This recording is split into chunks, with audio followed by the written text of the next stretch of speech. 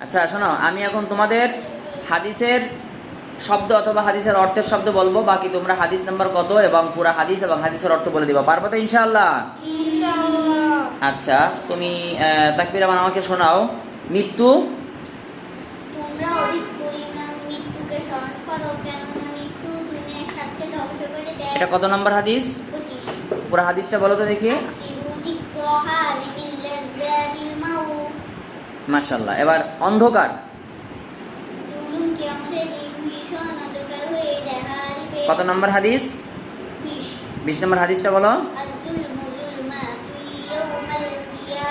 মাশাআল্লাহ। এবার তোমাকে আর একটু জিজ্ঞেস করি, সেটা হচ্ছে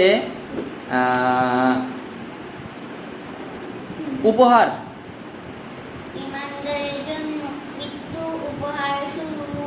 কত নম্বর হাদিস? 13 নম্বর হাদিসের অর্থ কি?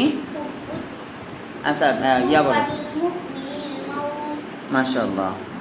আচ্ছা, এবার আলীকে প্রশ্ন করব। আলী, তুমি আমাকে শোনাও যে একটি বাণী। বাল্লিগু আন্নি ওয়ালাউ আয়া, পুরোনো হাদিস শরীফের অর্থ, আল্লাহ আমার পক্ষ হতে একটি বাণী হলে পৌঁছে দাও। আচ্ছা, মাশাআল্লাহ। এবার তুমি বলো অপর মুসলমান। মুসলমান মুসলমানের ভাই। পুরো হাদিসটা বলো।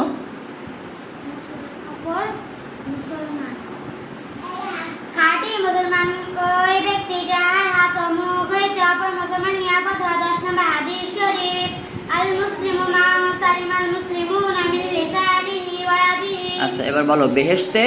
বেহেশতে প্রবেশ করিবে না হারাম ভক্ষণকারীর শরীর বেহেশতে প্রবেশ করিবে না। কত নম্বর হাদিস? 14 নম্বর হাদিস শরীফের বাস, থাক, এটা তো বলছোই, আর জিজ্ঞেস করবো না তোমার কাছে, থাক, অন্য একজনের কাছে জিজ্ঞেস করি। আচ্ছা, আর একটা জিজ্ঞেস করি, গোমরাহি, কত নম্বর হাদিস শরীফ? হাদিস? কুল্লু বিদআতিন যালালা, প্রত্যেক বিদআত গুনাহ বা অপরাধ বশতা। মাশাআল্লাহ। আচ্ছা, এবার জান্নাতি, ঠিক আছে?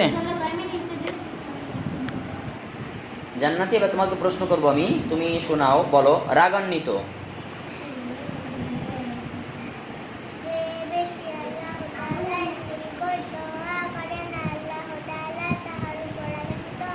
কত নম্বর হাদিস? হাদিসটির আরবি কি? আচ্ছা, তোমাকে আরেকটা প্রশ্ন করবো, সেটা হচ্ছে ধনী।